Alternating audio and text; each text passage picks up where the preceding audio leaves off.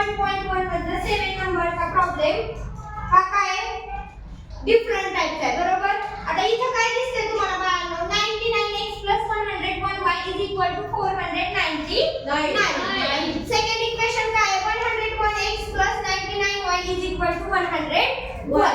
आता हे डिफरंट काय आहे तर इथे बघा 99 कोएफिशियंटचा व्हेरिएबल काय आहे x आणि इथे बघितलं तर 99 कोएफिशियंटचा व्हेरिएबल काय आहे y.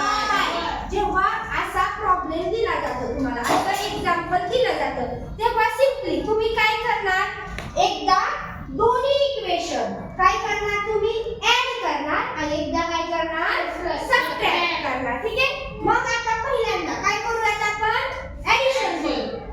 Adding equation first and second. Equation first आणि इक्वेशन सेकंड ची काय करायची ऍडिशन करायची. मग बघा 99x 101y 499 plus 101x 99y 501. ह्याची ऍडिशन केली 99x 101x किती येणार how many 200x plus 101y plus 99y किती येणार 200y. आता त्यानंतर मग 499 plus 501 किती येणार 1000. बघा इथं 200 इथं 200 बरोबर.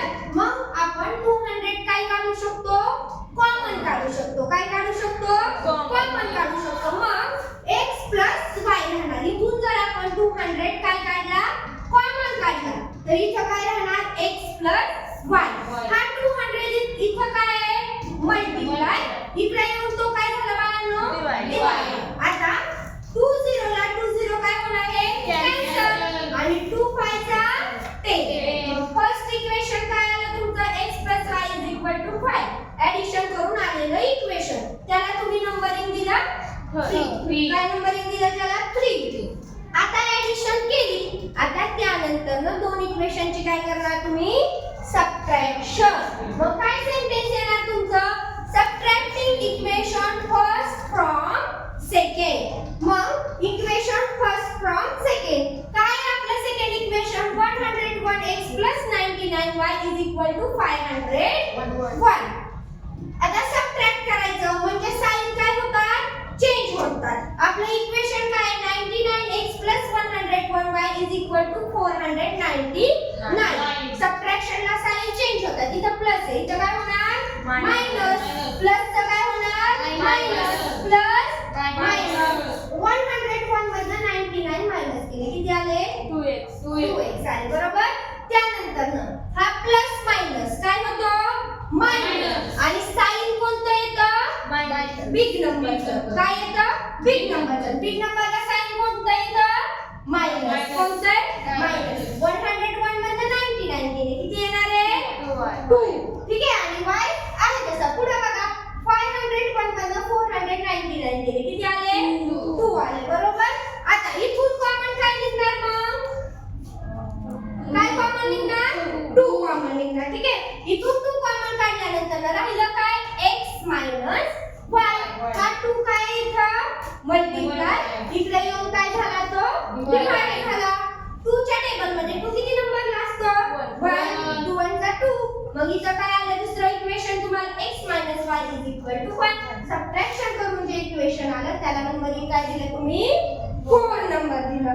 आता बघा आपण फक्त इक्वेशन काढले x आणि y च्या व्हॅल्यू काढल्या का नाही काढल्या. आता आपल्याला काय काढायच्या x आणि y च्या व्हॅल्यू काढायच्या.